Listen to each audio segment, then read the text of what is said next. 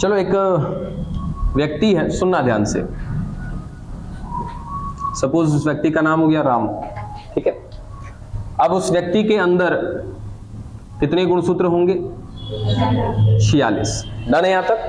कोई भी हो सकता है, हम भी हो सकते हैं। उस जगह पे हमने एक व्यक्ति को रखा है राम, इसके अंदर मिल रहे 46 गुणसूत्र। अब इस 46 गुणसूत्र में क्षमता है क्या करने की? लक्षण लाने की। इसी के वजह से राम में ऐसे बहुत सारे लक्षण देखने को मिलेंगे भी, ठीक है। राम की हाइट, पर्सनालिटी, है ना, त्वचा का रंग, शरीर पर बाल का होना ना होना, ऐसी बहुत सारे लक्षण हैं।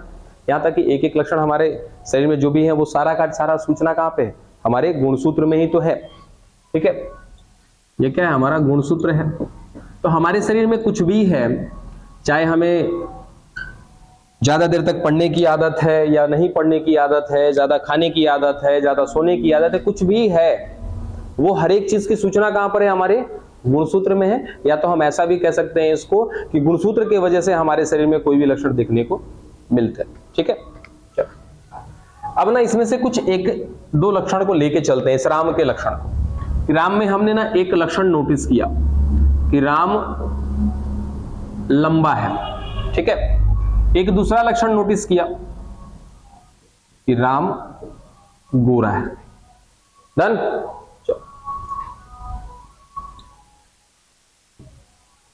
अब हम बात कर रहे हैं ना कि राम की बच्चे की स्थिति क्या होगी, ठीक है। तो राम का बच्चा तो तब आएगा कि जब राम क्या करेगा? अपने संतान को जन्म देगा। और जन्म देने के लिए कहीं ना कहीं सबसे पहले इसको क्या बनाना पड़ेगा? युग्मक बनाना पड़ेगा, ठीक है।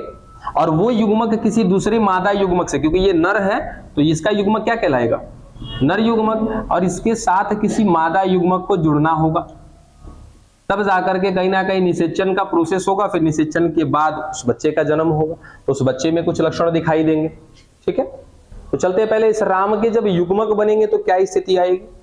तो राम के अंदर जब युग्मक बनेगा तो राम के युग्मक में गुणसूत्रों की संख्या कितनी होगी? 23 होगी ना। कहने का मतलब कि यहाँ 46 है, और जब इसके युग्मक बन रहे हैं तो युग्मक में कितने जा रहे हैं? आधे जा रहे हैं। कौन सा विभाजन से जा रहे होंगे? अर्धसूत्री से। अर्धसूत्री विभाजन जब हो जाएगा तो 46 में टूट जाएगी कोशिका, क्या बना देगी? 23 और 23। कोशिका टूटी है, कोशिका के अंदर क्या मिल रही थी? गुणसूत्रों की जोड़ी मिल रही थी। ऐसे गुणसूत्र संख्या 1 गुणसूत्र संख्या 1 की जोड़ी होगी, गुणसूत्र संख्या 2 गुणसूत्र संख्या 2 की जोड़ी होगी। ऐसे ही 46 की जोड़ी थी, सॉरी 23 की जोड़ी थी। तो वो 23 की जोड़ी क्या कहला रही थी? 46। वो रिकॉर्डिंग देखना जरा, स्टार्ट है ना, सही है। डन है यहां तक। अब क्या होगा यहाँ पे कि जब ये युग्मक बनाएगा तो ये जोड़ी क्या हो जाएगी? टूटेगी। एक गुणसूत्र एक में, दूसरा गुणसूत्र दूसरे में, ऐसे बहुत सारे शुक्राणु बनेंगे। तो जो उनकी जोड़ी होगी वो जोड़ियां टूटकर अलग अलग होती चली जाएंगी। किसकी जोड़ी टूटी? गुणसूत्र की। गुणसूत्र में जोड़ी बनी थी और उसके साथ साथ गुणसूत्र के साथ साथ किसमें जोड़ी बनी थी? इनके जीनों में भी जोड़ी बनी हुई थी, ठीक है। उस जीन को भी समझते हैं।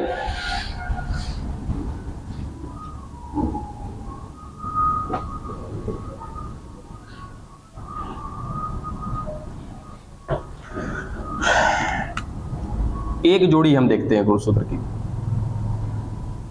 एक लंबाई का लक्षण है टी, यहां भी क्या होगा? टी, ठीक है। ये दोनों आपस में एलील बनाए हुए हैं।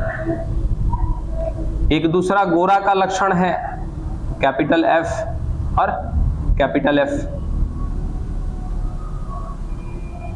इसने भी जोड़ी बना रखी। डन है यहां तक।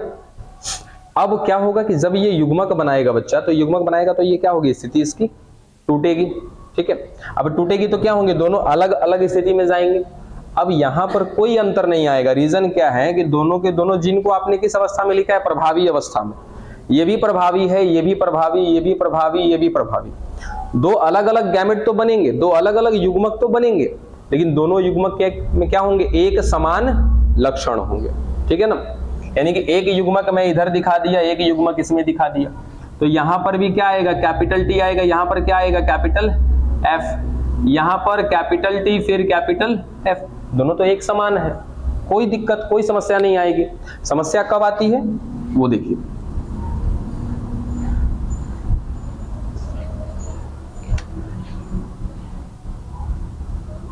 Small T, small F.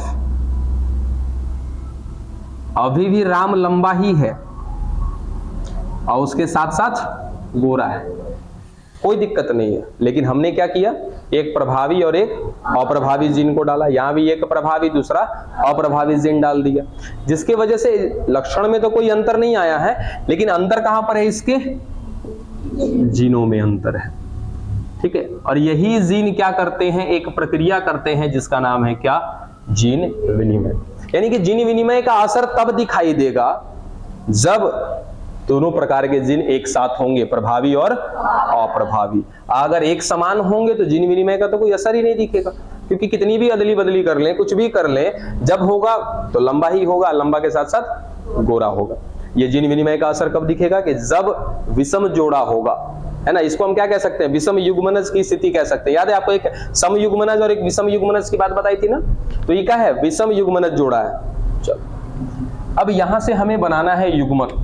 युग्मक बनाने के लिए क्या करना पड़ेगा, तोड़ना पड़ेगा। ठीक है, तो पहला जो युग्मक हम बना रहे हैं उसमें कुछ ऐसी स्थिति आएगी क्या, कैपिटल टी और कैपिटल एफ। ठीक है, क्योंकि जोड़ी टूट के एक इधर चली जाएगी। दूसरा स्थिति क्या बनेगा बच्चा, स्मॉल टी स्मॉल एफ। ये दो प्रकार के तो बनेंगे ही बनेंगे। ठीक है, और जो तीसरा और चौथा बनेगा वो बनेगा किससे, जीन विनिमय से। हम क्या देखते हैं, संभावना। ठीक है, ये क्या है, संभावना है कि इस तरह की स्थिति आएगी।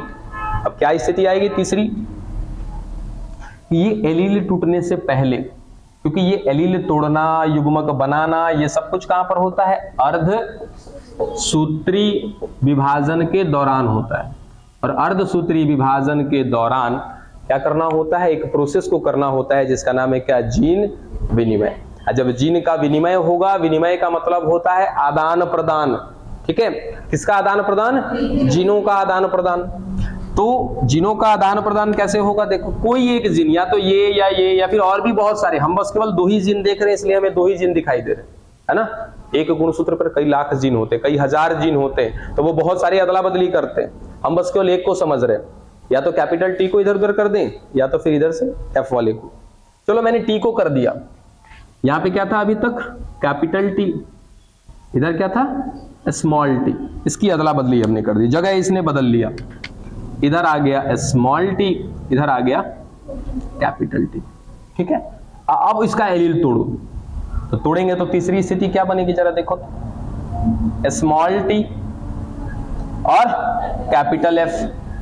चौथा क्या बन रहा है,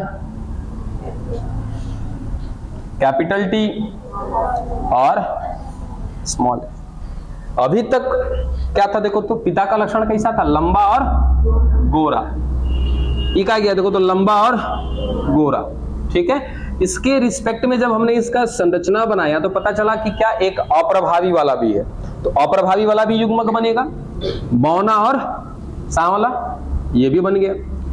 तो दो ही स्थिति थी पिता के अंदर, क्या था, लंबा और गोरा, और दूसरा उसके पीछे अप्रभावी था क्या, बौना और सांवला। तो वो बौना सांवला दिख नहीं रहा था, लेकिन युग्मक में तो जाएगा, क्योंकि अगली पीढ़ी में ही उसका लक्षण दिखेगा ना। चलो, तो लंबा गोरा वाला तो गया क्योंकि ये प्रभावी है, बौना और सांवला भी जाएगा क्योंकि ये क्या है, अप्रभावी है, युग्मक के साथ ही है। लेकिन ये तो स्थिति नहीं थी ना, देखो क्या हो गया, बौना के साथ गोरा वाला लक्षण जा रहा है और इधर लंबे के साथ सांवला वाला लक्षण जा रहा है, ये तो नहीं था। चलो, इस राम की शादी कराते हैं, यानी कि वो मादा युग्मक लिखे थे ना, तो राम की एक ऐसी महिला से शादी हुई जो क्या है, लंबी है और गोरी है। ठीक है, तो लंबी और गोरी तो हमने लक्षण लिखा है, जीनोटाइप लिखे ना, तो जीनोटाइप लिखते हैं इसका, कैपिटल टी स्मॉल टी है, और गोरी के लिए कह दिया कि कैपिटल एफ है। लो, और काम को थोड़ा पेचीदा करते हैं। कोई दिक्कत की बात नहीं है, कैपिटल एफ लिखा तो कोई दिक्कत है क्या, कुछ भी हो सकता है। जो महिला से शादी हुआ उस महिला के अंदर हो सकता है ना कि गोरेपन का शुद्ध जीन पड़ा हो उसके अंदर, लंबाई का अशुद्ध जीन पड़ा हो सकता है। राम में भी तो वैसा था। अब बताओ, इस महिला के अंदर से जो युग्मक बनेगा कितने प्रकार का बनेगा, कितने प्रकार का बनेगा, 2 प्रकार का बनेगा। क्या क्या बनेगा देखें जरा। एक तो विषम है, दूसरा क्या है, सम है, 2 to the power 1, तो क्या बनेगा, 2 प्रकार का। अब कौन कौन सा बनेगा, कैपिटल टी, कैपिटल एफ, दूसरा क्या बनेगा, स्मॉल टी, कैपिटल एफ, ये स्मॉल एफ।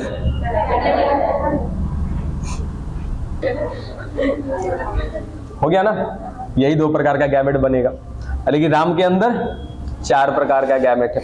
अब सबका अलग अलग हम करके देख सकते हैं, ठीक है। इसको जरा कैपिटल वाले से मिलाओ तो क्या होगा, शुद्ध लंबा अशुद्ध गोरा। बाप भी शुद्ध लंबा शुद्ध गोरा नहीं था, देखो था क्या कहीं पे, शुद्ध लंबा था क्या, शुद्ध गोरा था क्या, नहीं था। लड़का क्या हो गया, शुद्ध लंबा शुद्ध गोरा, ठीक है। इसी शुद्ध वाले को जरा इससे करा के देखो तो, लंबा होगा और लंबा के साथ साथ गोरा होगा, लेकिन शुद्ध होगा कि अशुद्ध होगा, अशुद्ध होगा। ये किस पे चला गया, पिता पर चला गया, है ना। तीसरा फिर से करा के देखो उसके साथ, शुद्ध लंबा तो नहीं होगा लेकिन शुद्ध गोरा होगा, वो किस पे चला गया, मां पे चला गया, ठीक है। फिर करा के देखो लास्ट वाले के साथ, शुद्ध लंबा और अशुद्ध गोरा। कोई था क्या इसमें से, नहीं था ना। चलो अब इस वाले को करा के देखो, किससे कराया हमने, इसको, क्या बनेगा, शुद्ध लंबा कि अशुद्ध लंबा, अशुद्ध लंबा और शुद्ध, कोई था ऐसा, अशुद्ध लंबा अशुद्ध गोरा, अशुद्ध लंबा और शुद्ध गोरा, इसकी मां थी, मां पे चला गया शुद्ध गोरा। हाँ तो सही तो है, ज्यादा गड़बड़ा रहा है ना। यहां देखो इससे करना है, इसे स्मॉल टी कैपिटल एफ से करना है। स्मॉल टी कैपिटल टी क्या होगा, अशुद्ध लंबा, है ना। कैपिटल एफ क्या होगा, शुद्ध गोरा। और यही लक्षण तो इसकी मां का है, देखो तो अशुद्ध लंबी है और शुद्ध गोरी है, ठीक है। अब उसी का इसके साथ करा के देखो, क्या हो जाएगा, शुद्ध लंबा और क्या हो जाएगा, शुद्ध या शुद्ध अशुद्ध गोरा। ऐसा भी कोई नहीं था, ना तो इसके पिता थे ना ही इसकी मां। कुल मिला जुलाकर ऐसा क्यों आ रहा है कि कुछ लक्षण पिता पर चला गया, कुछ लक्षण माता पर, और कुछ ऐसा दिख रहा है कि ना तो पिता थे ना माता थे। ऐसा इसलिए हुआ है क्योंकि जिन्होंने क्या की है, अपनी अदला बदली की है। अगर ये अदला बदली नहीं होता, सोच के देखो, तो ये दोनों गैमेट बनता क्या, यही दोनों बनता, ठीक है। अब मां के अंदर भी यही दोनों बन रहा है। अब इसकी जरा क्रॉसिंग करा के देखो, कैपिटल टी क्या बनेगा, कैपिटल टी, फिर कैपिटल एफ, ये सही था ना, कैपिटल टी, कैपिटल एफ। दूसरा इससे कराओ, यहां से क्या निकल रहा है, कैपिटल टी स्मॉल टी, उसके बाद कैपिटल एफ स्मॉल एफ।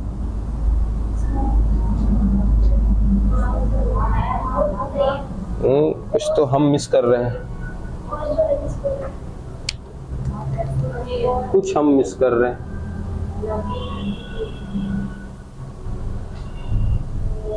शुद्ध लंबा, अरे नहीं वो ठीक है, वो मिस कॉन्सेप्ट जा रहे हैं, ठीक है, सही है। शुद्ध लंबा शुद्ध गोरा, ठीक है। अब शुद्ध का जिन पिता में भी था, अशुद्ध का जिन माता में भी है, वो ठीक है। उसके बाद हमने लिया था अशुद्ध वाला, तो अशुद्ध वाला कराया तो क्या हो गया, दोनों का दोनों लक्षण अशुद्ध है। अब इसके बाद का जो जिन विनिमय करके जो युग्मक बना था, उसको हमने हटा दिया यहां से, जिससे क्या हुआ कि कोई भी बाहरी तरह का जिन हमको सामने देखने को न मिलेगा। जिस कारण कुल मिला जुला के हम ऐसा ही कहें सीधा सीधा कि जिन विनिमय होगा तो कुछ ऐसे लक्षण दिखाई देंगे जो माता पिता में नहीं थे और बच्चे में होंगे, और ऐसा तभी संभव होगा कि जब जिन विनिमय होगा। इसके पीछे एक और लॉजिक है, वो देखते हैं जरा। ये जिन विनिमय हर जगह नहीं हो पाता है, क्या समस्या क्या आ रही है बताइए, कंफ्यूजन ज्यादा मत करिए, बस सीधा सीधा अर्धसूत्री को बीच में लाना पड़ा, हमारी मजबूरी थी, क्योंकि बस केवल जिन विनिमय कह के चले तो कोई मतलब नहीं समझ में आता है। अब ये जो क्रॉसिंग ओवर है ना, ये हमेशा नहीं होगा, हर जगह नहीं होगा। इसके लिए एक बंध्यता होती है। देखिए क्या बंध्यता है, ये इधर टी मिल रहा है, यहां भी टी मिल रहा है, दोनों थोड़े से अलग है, एक प्रभावी दूसरा अप्रभावी। एक को दिखा दिया हमने कैपिटल एफ, दूसरे को दिखा दिया स्मॉल एफ, ठीक है। अब ये तो टी इसके साथ जोड़ी बना के रखा हुआ है, ये एफ इसके साथ जोड़ी बना के रखा हुआ है, ठीक है। लेकिन इस टी का कुछ हद तक संबंध इस एफ से है। अब कहोगे वो कैसा संबंध है, तो एक दूसरे को बांध के रखने का संबंध है, इसके अलावा लक्षण से कोई लेना देना नहीं है।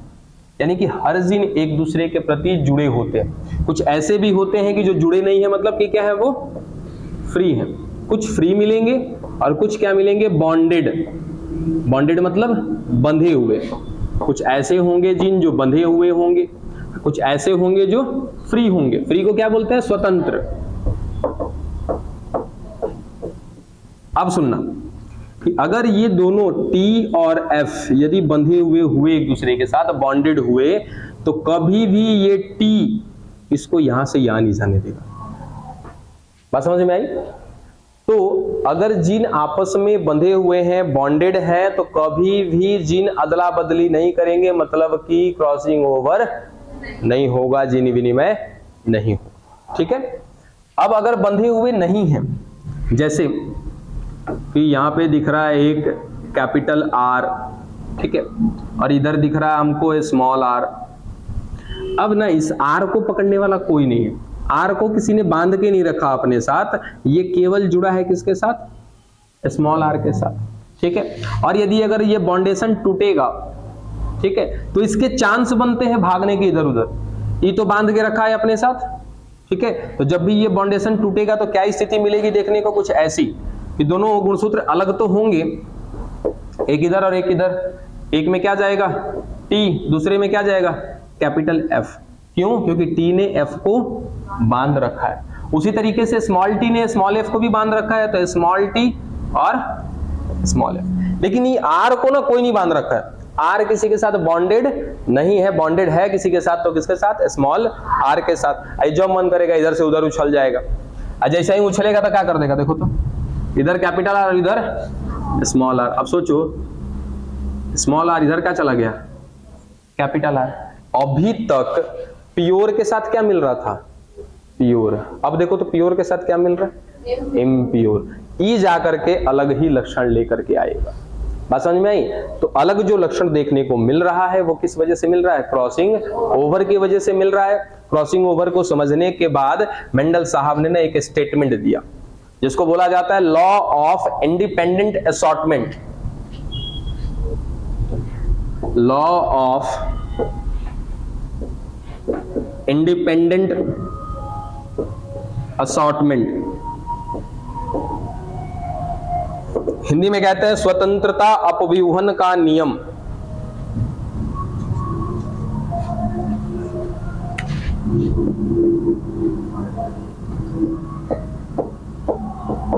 स्वतंत्रता अपव्यूहन का नियम। अब ये नियम बना दिया। नियम क्यों बना दिया?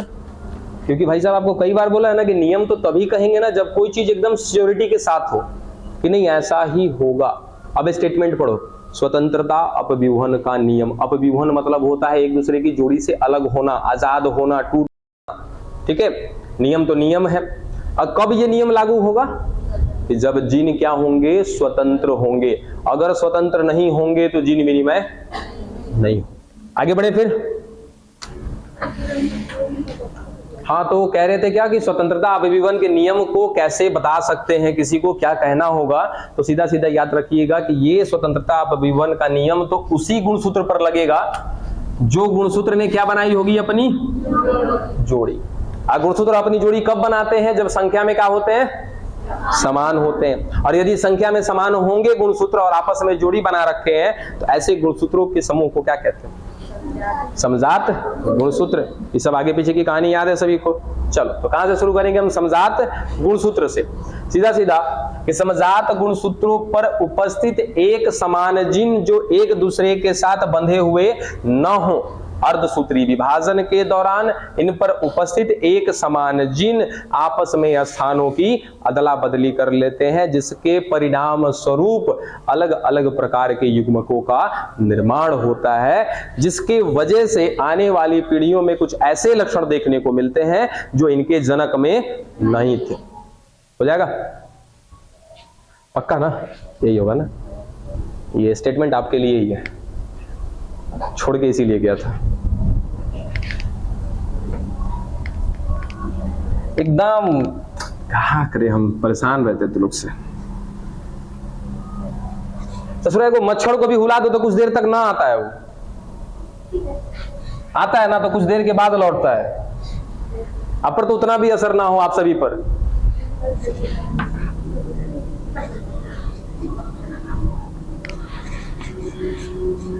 अच्छा, उसमें से भी देखो इतना ये होता है कि घर में है बहुत ज्यादा मच्छर लग रहा है, 10 को पीट पाट के बैठा दो एक जगह, है मतलब एक जगह सरिया के रख दो, अगल बगल वाला सब डेराइल रहता है, नहीं आएगा। लेकिन तुम लोग को कितनों भी इज्जत करो, कितनों कुछ कह लो, कुछ असर नहीं पड़ता है। तुम लोग को कुछ कर ले, एटलीस्ट यही काम बच जाता है, बस चुपचाप पढ़ाते रहिए पढ़ाते रहिए पढ़ाते रहिए। देखो अगला है बैक क्रॉस। बैक क्रॉस, देखिए बैक क्रॉस को हिंदी में बैक क्रॉस ही कहते हैं।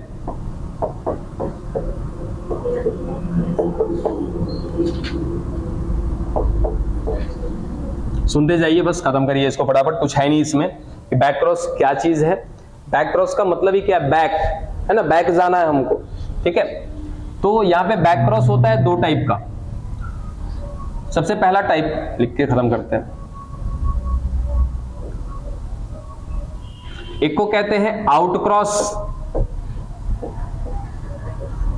और दूसरे को कहते हैं टेस्ट क्रॉस।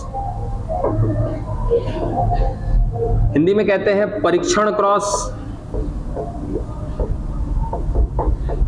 अरे किताब से भागो दूर, उसी में घुसल रहती है। और आउट को आउट ही कहते हैं।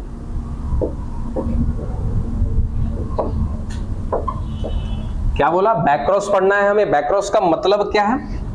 देखिए हमने लास्टली F1 खत्म किया, F1 के बाद क्या लाया था? F2। तो ये बैक क्रॉस की कहानी कहां से शुरू होती है? F1 से। हमने F1 से लाया था F2, ठीक है। क्या प्रोसीजर फॉलो किया था?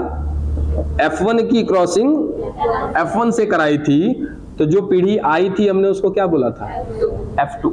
इस बार भी लाएंगे F2 ही लाएंगे, लेकिन इस बार का प्रोसीजर हमारा चेंज होगा। क्या प्रोसीजर कर रहे हैं हम? देखो जरा, इस बार F1 की क्रॉसिंग F1 से ना लेकर के किससे लेंगे? जनक से लेंगे। तो भी क्या आएगा हमारा इसके बाद? F2 ही आएगा, ठीक है। तो F2 ही लेने वाले हैं, लेकिन सीधा नहीं, उल्टा भी नहीं, पीछे चलने वाले। इसके लिए उल्टा इसलिए नहीं ना, क्योंकि इसके बाद उल्टा भी पढ़ेंगे, इसीलिए उल्टा नहीं बोले। क्या करना है? इसको पीछे की ओर जाना है क्रॉसिंग लेकर के। इसके पीछे कौन है? पेरेंट है, तो पेरेंट से ही कराएंगे। अब एक सवाल और फंस जाता है कि पेरेंट कितने थे? 2, एक प्रभावी दूसरे अप्रभावी, ठीक है। तो यदि मैंने F1 की क्रॉसिंग प्रभावी जनक से करा दी ना, तो क्या कहलाएगा हमारा? आउट क्रॉस, ठीक है। और यदि मैंने F1 की क्रॉसिंग अप्रभावी जनक से करा दी, तो वो क्या बन जाएगा आपका? बात समझ में आ गई? बैक क्रॉस का मतलब करना क्या है कि F1 को उनके जनक के साथ संकर कराना है। जब आप लिखेंगे, और आपको लिखने में अगर ऐसा कुछ लिखना हो कि बैक क्रॉस क्या है, तो एक ऐसी क्रॉसिंग, एक ऐसा संकर, अब जहां पे आप क्रॉसिंग हिंदी में लिखे वहां पे संकर ब्रैकेट में जरूर ले लीजिएगा, ठीक है। तो इसको बैक संकर भी बोल सकते हैं। तो बैक क्रॉस में क्या कर रहे हैं? तो F1 की क्रॉसिंग, F1 का संकर उसके जनक के साथ करा रहे हैं। जनक हमारे पास 2 हैं। अगर मैं F1 का क्रॉस या संकर यदि प्रभावी जनक से कराऊं तो क्या कहलाएगा वो क्रॉस? Out cross. और यदि मैंने क्या किया? अप्रभावी जनक के साथ करा दिया, तो ये क्या कहलाएगा? टेस्ट क्रॉस या परीक्षण क्रॉस, ठीक है। याद रहेगा, मिटाएं इसको। करा रहे हैं ना, एक बार में दोनों को करा के खत्म करेंगे ना, इसलिए फिलहाल हम बात करते हैं किसका? आउट क्रॉस का। अब देखो, आउट क्रॉस कराएंगे तो दोनों के साथ मतलब कि मेंडल ने क्या किया था, 2 क्रॉस कराया था ना, एक कराया था एकल संकर, दूसरा कराया था द्विसंकर। ठीक है, तो पहले हम देखेंगे आउट क्रॉस किसका, एकल संकर का। जब आउट क्रॉस एकल संकर का देख के खत्म कर देंगे तब शुरू करेंगे किसका, द्विसंकर का। आपके जुबान पे F1 और जनक होने चाहिए। ठीक है, उसका जीनोटाइप, खड़े हो जाइए, आप नहीं, आप मुझे कराना है एकल संकर क्रॉस। ठीक है, अब एकल संकर क्रॉस सीधा वाला नहीं कराना है, उल्टा वाला कराना है। ठीक है, और ये शुरू कहां से करते हैं, F1 से। F1 की क्रॉसिंग अभी अभी बताया कि जब आउट क्रॉस होगा तो प्रभावी जनक लेंगे कि अप्रभावी जनक लेंगे, प्रभावी जनक लेंगे, बहुत खूब। यानी कि F1 की क्रॉसिंग कराएंगे हम प्रभावी जनक से। अब ना बच्चा आप ये बता दो कि एकल संकर क्रॉस में जो प्रभावी जनक था उसका जीनोटाइप क्या लिया था।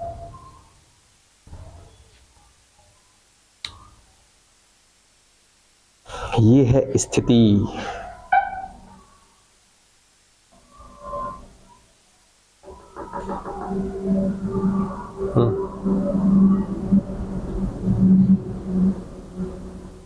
बताइए, एकल संकर क्रॉस के दौरान प्रभावी जनक का जीनोटाइप क्या था। क्वेश्चन समझ में आ रहा है।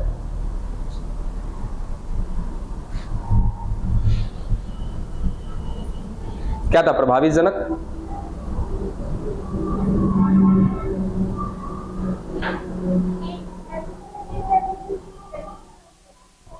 एकल संकर का बता रहे कि द्विसंकर का बता रहे आप।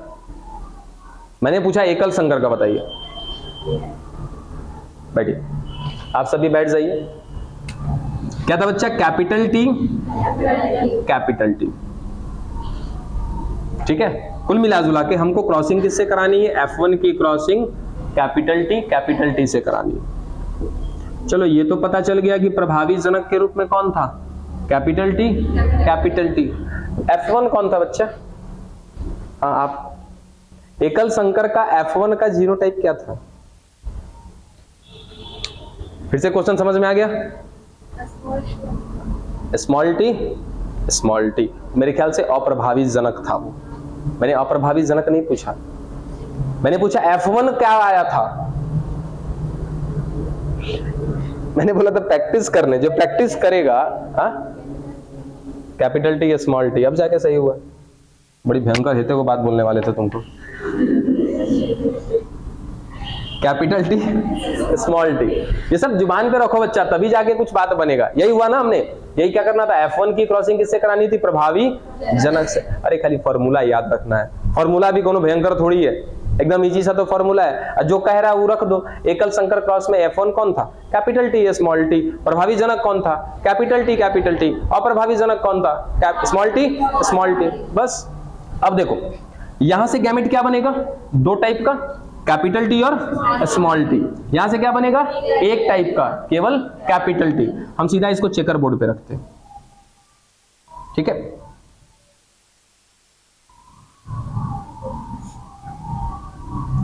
कोई बात नहीं, एक्स्ट्रा बन जाएगा तो बन जाएगा, तो क्या एक्स्ट्रा बनेगा।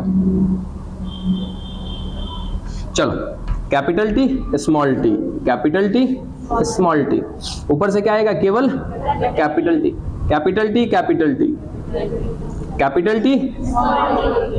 बन गया। यही दोनों के दोनों कौन है, F2 है। ठीक है ना। अब इस F2 का आपको 2 चीज लिखना है, पता है ना क्या क्या लिखना है हमें, फिनोटाइप लिखना है और उसके बाद जीनोटाइप लिखना है। चलिए फिनोटाइप और जीनोटाइप निकालते हैं। सबसे पहले फिनोटाइप। अब फिनोटाइप में क्या होता है, लक्षण। पहले हम खाली लक्षण चेक करेंगे कि कौन गो लक्षण होगा। ठीक है, ये कैसा है, ये कैसा है, हट बुड़बक कहीं का, अशुद्ध है कि शुद्ध है वो जीन में देखते हैं।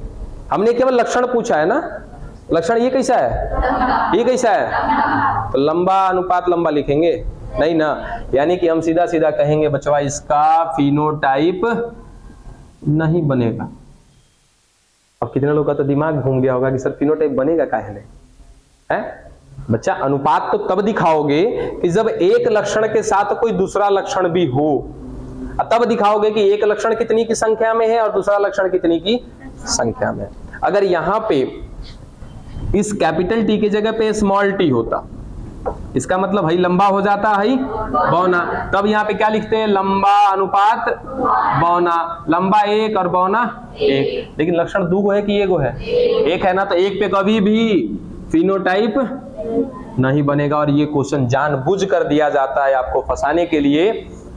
दिए देगा क्या, एकल संकर क्रॉस का आउट क्रॉस में फिनोटाइप रेशियो क्या है, और ऑप्शन में होगा 1:1। एक और चीज होगा, इनमें से कोई नहीं। ज्यादातर लोग भागेंगे कहां पे, जो पढ़ा है वही जानता है कि इसका फिनोटाइप नहीं होगा। ठीक है, चलो एकल संकर क्रॉस खत्म कर लिया। जीनोटाइप देखें इसका, जीनोटाइप क्या बनेगा, देखो तो एगो जीन मिल रहा है शुद्ध वाला तो कैपिटल टी, एगो जीन मिल रहा, अरे बाबा बदल दिए थे ना हम, कोई बात नहीं, एगो जीन मिल रहा है अशुद्ध वाला तो उसको भी लिखेंगे अलग हम। अब बताओ ये कितना है, एक, ये कितना है, एक, तो इसका जीनोटाइप क्या बनेगा, 1:1। फिनोटाइप इसका, कितने लोग सही है, मतलब संतुष्ट हो, सॉरी सही बोल दिया संतुष्ट, क्या लगा गलती पढ़ा दिए कुछ समय के लिए। चलिए आइए, किसमें अब आना है, द्विसंकर में। द्विसंकर में भी क्या कराना है, कौन सा क्रॉस कराना है बच्चा हमको, आउट क्रॉस। तो आउट क्रॉस के लिए F1 की क्रॉसिंग किससे लेंगे हम, प्रभावी जनक से लेंगे। आए हो बाबू, अप्रभावी,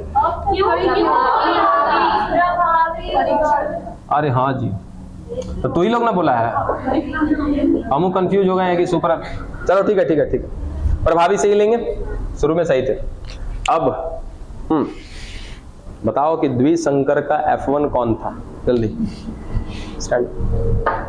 हाँ बताओ, द्विसंकर क्रॉस में F1 क्या आया था। हाँ बैठिए, ज्यादा टाइम नहीं है हमारे पास। बट कैपिटल टी या स्मॉल टी, कैपिटल आर, पता तो है तो बोले का नहीं, कोई बात नहीं। अब उसके बाद इसकी क्रॉसिंग किससे लेनी है, प्रभावी जनक से लेनी है। अब प्रभावी जनक कैसा था, कैपिटल टी कैपिटल आर, यही था ना, 0 0 0 1, कितना प्रकार का हो जाएगा बच्चा, 1, एक प्रकार का बनेगा। ठीक है, सही में हमरो घबरा जा रहा है कभी कभी। अब सीधा सीधा रखना चालू करते हैं, यहां से क्या बनेगा, कैपिटल टी कैपिटल आर, फिर capital T small R, small T capital R, small T small are.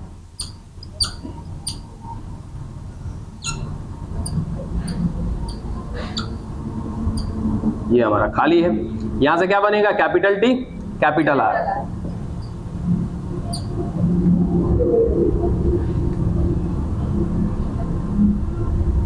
बनाइए, capital T capital R, capital T capital R small R, फिर capital T small T capital R, फिर capital T small T capital R. सही है, चलो देखो तो कैसा आ रहा है सब, लंबा गोला लंबा गोला लंबा गोला लंबा गोला, एक ही लक्षण है लंबा और उसके साथ साथ क्या है। अब बताओ इसका फिनोटाइप बनेगा कि नहीं बनेगा, नहीं बनेगा। ठीक है ना, क्योंकि एक ही प्रकार का लक्षण है ये, तो ये हो गया सीधा सीधा यहां भी कि इसका भी फिनोटाइप नहीं बनेगा। ठीक है, जीनोटाइप क्या बनेगा इसका, 1:1:1:1, क्योंकि सारे जीन अलग अलग हैं। ये शुद्ध लंबा शुद्ध गोला, ठीक है, शुद्ध लंबा अशुद्ध गोला, अशुद्ध लंबा शुद्ध गोला, अशुद्ध लंबा अशुद्ध गोला, चारों अलग अलग प्रकार का है। तो क्या हो जाएगा इसका जीनोटाइप 1:1:1:1, ये हो गया इसका जीनोटाइप। खत्म, बैक क्रॉस हुआ खत्म।